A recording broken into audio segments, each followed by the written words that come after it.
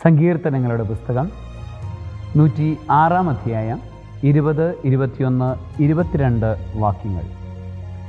അങ്ങനെ അവർ ദൈവത്തിന് നൽകേണ്ട മഹത്വം പുല്ല് തിന്നുന്ന കാളയുടെ ബിംബത്തിന് നൽകി. ഈജിപ്തിൽ വെച്ച് വൻ കാര്യങ്ങൾ ചെയ്ത തങ്ങളുടെ രക്ഷകനായ ദൈവത്തെ അവർ മറന്നു. ഹാമിൻ്റെ നാട്ടിൽ വെച്ച് വിസ്മയനീയമായ പ്രവർത്തികളും ചെങ്കടലിൽ വെച്ച് ഭീതിജനകമായ കാര്യങ്ങളും ചെയ്തവനെ അവർ വിസ്മരിച്ചു. ഒന്നാം പ്രമാണ ലംഘനം ഇസ്രായേൽ ജനം നടത്തിയതിനെക്കുറിച്ച് സങ്കീർത്തകൻ പറയുന്ന കാര്യമാണിത്.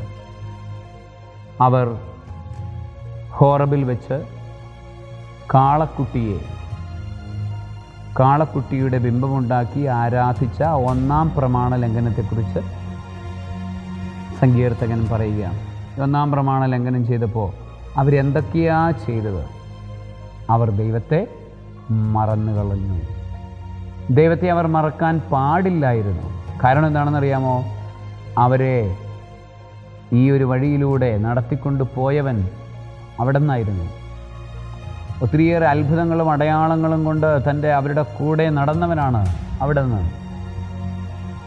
ഇടയൻ ആടിനെ മേയിച്ച് നടക്കുന്നത് പോലെ അവരുടെ കൂടെ നടന്ന് അവരെ തീറ്റിപ്പോറ്റി മുന്നോട്ട് നയിച്ചവനാണ് അവിടെ നിന്ന്. എന്നാൽ ദൈവജനം അവിടത്തെ മറന്നുപോയി.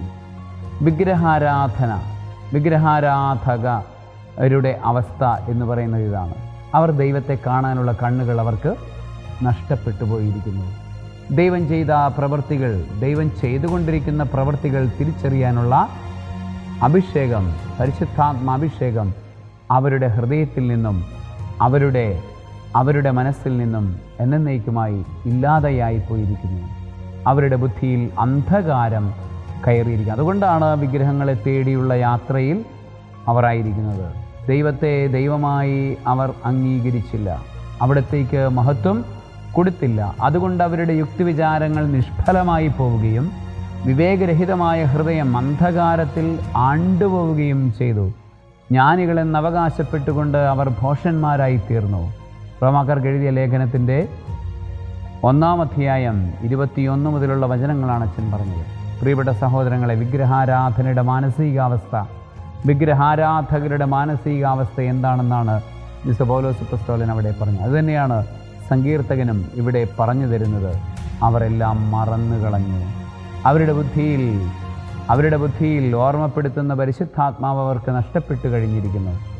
അവരുടെ ബുദ്ധിയിൽ പ്രകാശമില്ല, പകരം അന്ധകാരമാണുള്ളത്. അന്ധകാരത്തിൻ്റെ ഓർമ്മകളാണ് അവർക്കുള്ളത്. പ്രിയപ്പെട്ട സഹോദര സഹോദരി, ഏതെങ്കിലും വിധത്തിലുള്ള വിഗ്രഹാരാധനയിലാണോ നീ? ഫിലിം സ്റ്റാറുകളെ ആരാധിക്കുന്നത്, അവരുടെ പിന്നാലെ പോകുന്നത് വിഗ്രഹാരാധനയാണ്. ഫുട്ബോൾ താരങ്ങളെ ആരാധിക്കുന്നത് വിഗ്രഹാരാധനയാണ്. നിന്റെ തന്നെ കൂട്ടുകാരനെയോ കൂട്ടുകാരിയെയോ ആരാധിക്കുന്നത്, ഓവർ ഡിപ്പെൻഡൻസിയിലേക്ക് പോകുന്നത്, അതൊരു തരം വിഗ്രഹാരാധനയാണ്. മനുഷ്യരായ നിങ്ങൾ പരസ്പരം മഹത്വം കൊടുക്കുന്നു. എന്നാൽ ഏകദൈവത്തിൽ നിന്ന് വരുന്ന മഹത്വം നിങ്ങൾ സ്വീകരിക്കാതെയും പോകുന്നു. ഈശോ യോഹന്നാൻ്റെ സുവിശേഷത്തിൽ പറഞ്ഞതാണത്, യഹൂദരെക്കുറിച്ച് പറഞ്ഞതാണ്. അവർ ഏകദൈവാരാധനയിലാണെന്ന് അവർ വിചാരിച്ചുകൊണ്ടിരിക്കുമ്പോഴും അവരുടെ വിഗ്രഹാരാധന എന്താണ് എന്ന് ഈശോ പറഞ്ഞു കൊടുത്തതാണ്. മനുഷ്യരെ ആരാധിക്കുന്നു. അപ്പോൾ ആ ഒരു അനുഭവത്തിൽ ആണോ നമ്മളെങ്കിൽ മാറാൻ സമയമായിരിക്കുന്നു. ദൈവത്തിങ്കിലേക്ക് തിരിയാൻ സമയം, അതെല്ലാം ഉപേക്ഷിക്കാൻ സമയമായിരിക്കുന്നു. പല വിധത്തിലുള്ള നെയിമും ഫെയിമും നൽകുന്ന കാര്യങ്ങൾക്ക് പിന്നാലെ പോകുന്ന അവസ്ഥ. ചില വ്യക്തികൾക്ക് പണം തന്നെ വിഗ്രഹമാകുന്ന അവസ്ഥയുണ്ടാകും. പണം അവർക്ക് വിഗ്രഹമായി മാറിയിരിക്കുന്നു. ചില വ്യക്തികൾ തങ്ങൾ തന്നെ ഒരു വിഗ്രഹമായി മാറുന്നു. നെബുക്കദ്നേസർ എന്ന് പറയുന്ന രാജാവ് തൻ്റെ തന്നെ ഒരു വിഗ്രഹമുണ്ടാക്കി അവിടെയുള്ള സ്ട്രീറ്റുകളിൽ കൊണ്ടുപോയി വെച്ചു. എന്നിട്ട് ജനത്തോട് പറഞ്ഞു ആരാധിക്കാൻ. ബൈബിളിൽ പറഞ്ഞിട്ടുള്ള അതൊരു വിഗ്രഹാരാധനയ്ക്ക് മറ്റുള്ളവരെ പ്രേരിപ്പിക്കുന്ന ഒരു രീതിയാണ്. അതുപോലെ തങ്ങളെ തന്നെ ഒരു വലിയ വിഗ്രഹ സമാനമാക്കി മാറ്റി തങ്ങളുടെ നെയിമും ഫെയിമും വളർത്താൻ ആഗ്രഹിച്ച് തങ്ങളെ തന്നെ ഒരു വലിയ സംഭവമാക്കി ചിത്രീകരിക്കുന്ന രീതി, അത് വിഗ്രഹാരാധനയുടെ ഭാഗമാണ്. അത് മാറ്റണം. അത് മാറ്റാതെ ഒരിക്കലും കൃപയിലേക്ക് വരാനായിട്ട് സാധിക്കത്തില്ല. അത് പരിശുദ്ധാത്മാവ് ഇല്ലാത്തതിൻ്റെ അടയാളമാണ്. പരിശുദ്ധാത്മാവ് ഉള്ളതിൻ്റെ അല്ല, പരിശുദ്ധാത്മാവ് ഉണ്ടായിരുന്നു പക്ഷേ നഷ്ടപ്പെട്ടു പോയതിൻ്റെ അടയാളമാണത്.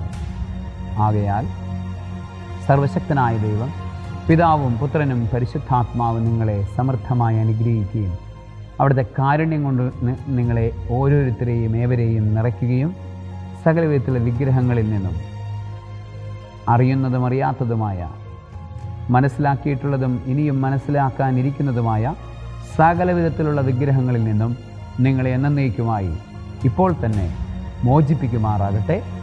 ആമേൻ.